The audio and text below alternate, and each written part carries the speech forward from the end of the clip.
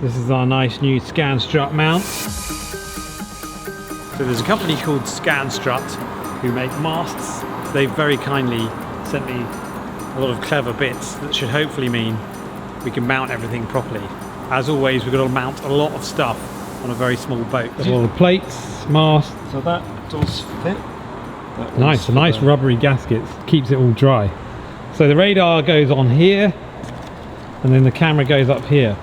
So this is what you would put on a big super yacht, and of course, no expense spared.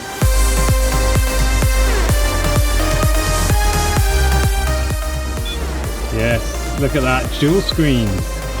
Oh, look at that! It's amazing.